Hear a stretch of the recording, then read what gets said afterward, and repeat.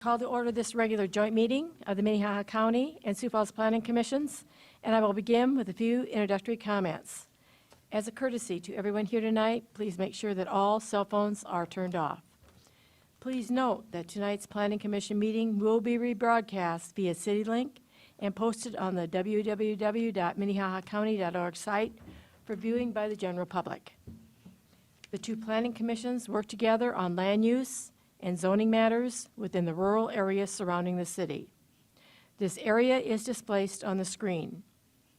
When this joint hearing is completed, the joint Sioux Falls and County Planning Commissions will adjourn, and the next regular business meeting will begin to consider items beyond the joint zoning jurisdiction with Sioux Falls.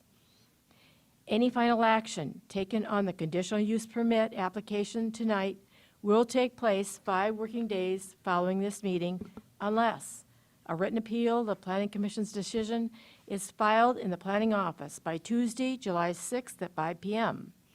In the event of an appeal, the decision will be referred to the County Commission and City Council for a joint hearing on Tuesday, July 27th at or after 5 p.m.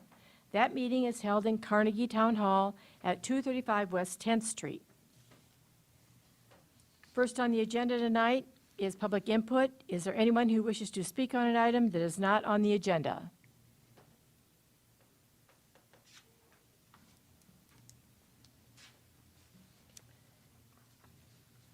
At this time, the Planning Commission will consider the minutes from the May 24th meeting. Does any Planning Commission member wish to have an item removed for discussion?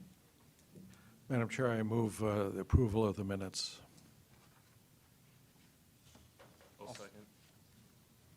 I have a motion and a second on the county side to approve the minutes of May 24th. All those in favor? Aye. Opposed? Motion passes on the county side. Good evening, City Commissioners. The minutes have been approved on the county side. Can I get a motion on the city side, please? I'll make a motion for approval. Megan, second. We have a motion and a second. Any further discussion? Seeing none, all those in favor signify by saying yes.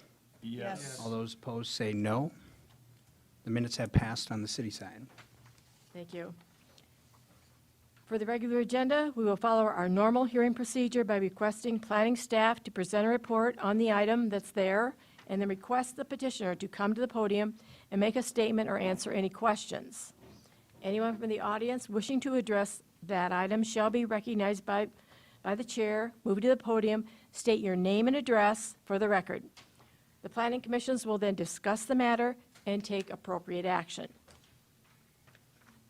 Item number 2 is conditional use permit 21-37 to allow a dog training facility, scent discrimination at the property legally described as Lot 8, Block 2 of Blue Meadows, Northwest Quarter, Section 34, Township 101 North, Range 50 West. The petitioner is Roger Lout. He's also the property owner, and he lives at 8209 West 46th Street. Scott? Thank you. Scott Anderson, Planning Director, and I'll be doing the presentation on this conditional use permit request. The applicant is requesting a conditional use permit to operate a dog training facility out of his home as a home occupation. The applicant did provide a narrative, which I included in your packet for review, but basically for the audience and for the Planning Commission's information, he indicated that he will be training dogs in his basement, holding classes approximately twice a week, and this will be scent training for dogs, teaching to find items using using their scent. What is important to note is that there will be no boarding of any dogs overnight, so he will be offering classes for approximately 5 dogs. The class size would be limited to 5 dogs, and he would be working with those in the basement with the individual dog's owner. And then sometimes there would be work that would be done at the rear of his property. There's basically he's calling it a coach house, but an accessory building at the back of his property, which you can see on the air photo, and a garden shed. In addition, the applicant has a website, which I indicated in the narrative that you could look at. This item was discussed at our last meeting on May 24th, but there was an issue with our Zoom meeting room. So the applicant and I think a neighbor were unable to attend via Zoom, which they had wanted to do that. So we have renoticed and sent out new notices to all the people, property owners within 500 feet, and we're going to have a new discussion on this tonight, this item. So that's generally what the applicant is requesting, and there are a number of criteria that we look at to determine whether the conditional use permit is appropriate. We look at what the proposed use would have on other properties. Is it compatible to other properties in the general area? And typically, this type of a home occupation has limited use and impacts on neighboring properties. There would be hours of operation that would be set in the conditions of approval. And we have many home occupations that operate in the county, such as daycares, craft productions, sales, and those are all done as a conditional use permit. In addition, the training would occur primarily indoors, which would minimize the impacts on adjacent properties. We next look at the proposed use and what kind of an effect would it have on the general character of the neighborhood? When we're looking at this, the primary consideration would be parking. We want to make sure that there's adequate parking for people attending the class, and they're not parking on the street or causing congestion on the street. The applicant has a 3-stall garage, and I measured it. It appears that there was enough room for 6 cars to park on the approach of the property and not on the road. So this would, and the applicant has also indicated that they are going to limit the size of the class to 5 dogs, which would equate to probably 5 cars. So that would be the traffic or the number of vehicles attending these classes would be accommodated by the availability of the parking on the site. We look at what effect there might be with noise, odor, traffic, water, or air pollution. The training would take place indoors. Therefore, as the applicant indicated in his narrative, there is no dogs are allowed to bark, so that would mitigate any noise issues.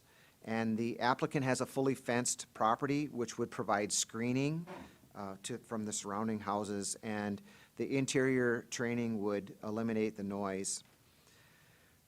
We also then look at the proposed use, and does it have a negative effect on the public? And the proposed use should not have a negative effect on the public. Contrary, there may even be some benefits to training animals for scent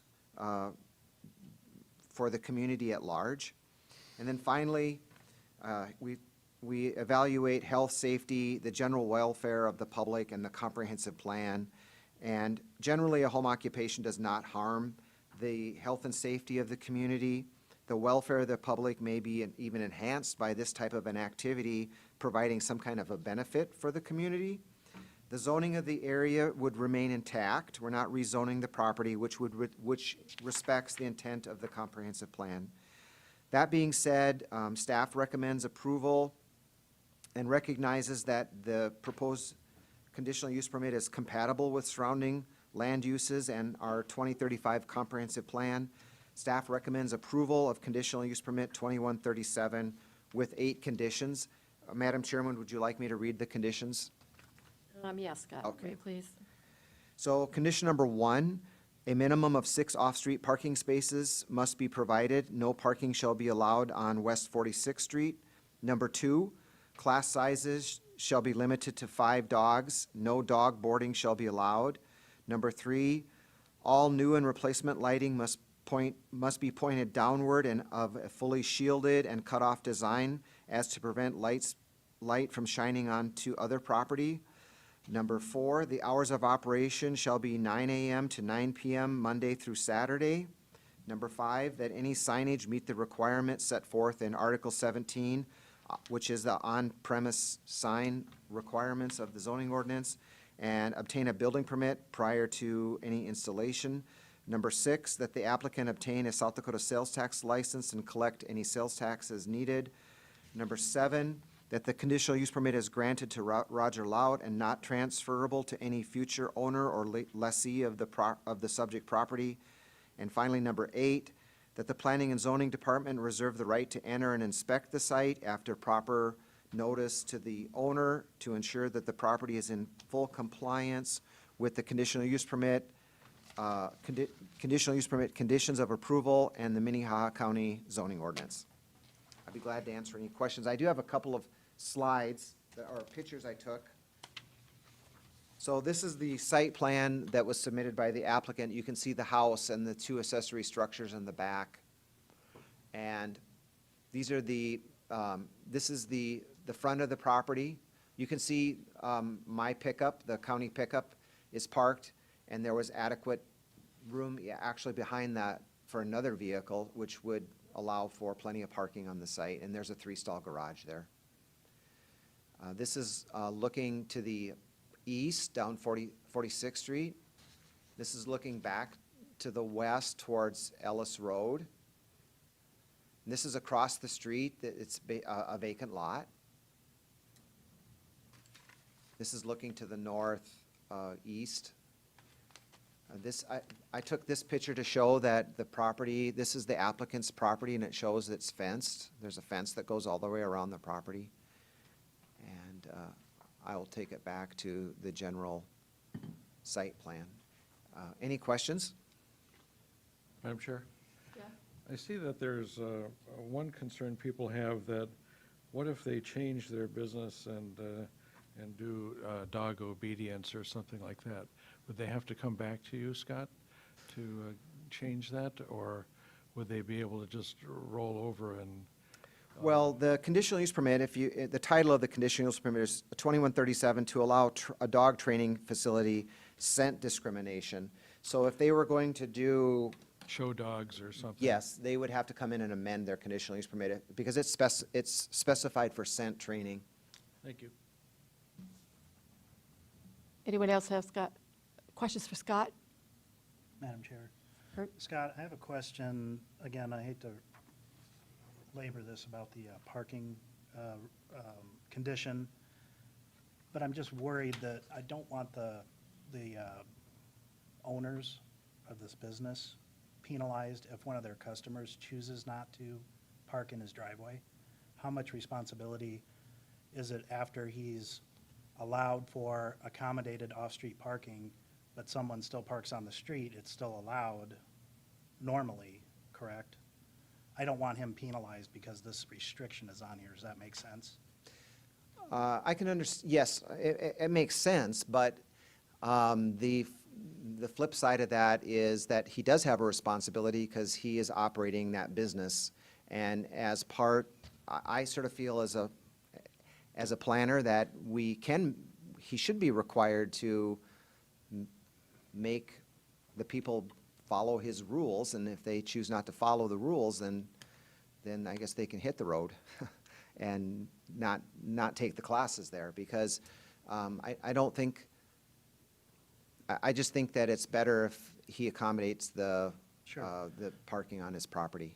So I promise I'm almost done, but the flip side then, a neighbor complains, what happens? Well, if a neighbor complains, I would be obligated to call and talk to them, and to call and talk to the property owner or send them a letter. And if that behavior continued with whoever was parking on the property, we could recall the conditional use permit for a review. Yeah, so that's what I'm worried about. A neighbor calls the police, they can't do anything, but they can call planning and zoning. Yeah. And It would- you it would- guys would have to. It would fall upon me or my office to do the zoning enforcement. And I would need to go out there and actually visually make sure, verify that they were parking in the street. And, that can be hit or miss sometimes. I mean, they do it one time and they may not do it again, but I would be obligated to investigate. Okay. Thank you.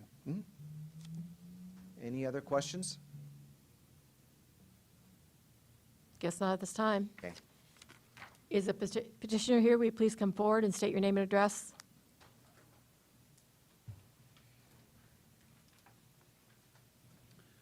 Name is Roger Lount, and I live at 8209 West 46th Street. Any questions for him? Madam Chair, Becky? I'm wondering, since it specifies no barking is involved, what behavior do the dogs exhibit when they identify a scent? They have their own natural alert, but it's never a barked train, or sit rather. It's never a trained sit. It could be, it generally is the dog just looking at the handler. It could be something like that, but if we have any excessive barking, we ask them to leave the class, and they're sort of not welcome back. Thank you. Anyone else have questions for him? Guess not at this time. We may call you back, though. Okay, thank you. Is there anyone else here in the room that wishes to speak to this item?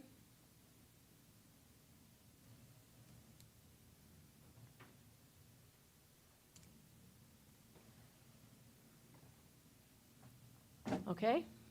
Commissioners? Madam Chair, Jeff? I'll make a motion to approve conditional use permit 21-37. Is that what the conditions? Vague That's with the conditions? conditions, right? With those conditions. Yeah, with those conditions, yes. I have a motion and a second to approve conditional use permit 21-37. Any further questions? Comments? All those in favor? Aye. Opposed? Motion passes on the county side. City Commissioners, conditional use permit 2137 is passed on the county side. Could I get a motion on the city side? I'll make a motion for approval. I'll second, again with the 8 conditions. The motion and a second to approve with the 8 conditions. Any further discussion on this item tonight? Hearing none, we'll take a vote. All those in favor signify by saying yes. Yes. All those opposed say no. The conditional use permit has passed on the city side. Any old business? Any new business? Go ahead. For the benefit of both planning commissions, because we have the city here as well, I'd like to introduce a new planner. This is our new planner that we hired a month ago, Mason Steffen. He's just graduated, or recently graduated from SDSU. You want to come up and introduce yourself, Mason? And because you'll be working with city planning commissioners as well. Hi, so yeah, I'm Mason Steffen. I'm from Yankton, South Dakota. I just graduated from SDSU in December with a degree in geography and GIS. Yeah, just getting started with my job after college, and so far so good. This is my first meeting ever, so it's just kind of getting to see everyone's faces and try to remember everyone, but I don't know if you guys have any questions for me, otherwise I'll just... No? Here, I got Go ahead, Doug. What's the best college in the state of South Dakota? Go Jacks. Thank you. And nothing else. Thanks. Madam Chair, I move adjournment. I'll second that. I have a motion and a second to adjourn. All those in favor? Aye. Opposed? Motion passes on the county side. City Commissioners, the county side has adjourned. Do I have a motion on the city side? Motion adjourn? Second. I have a motion and a second. All those in favor of adjournment signify by saying yes. Yes. All those opposed say no. We adjourned on the city side. Thank you. Thank you. Thank you. Good to see all of you.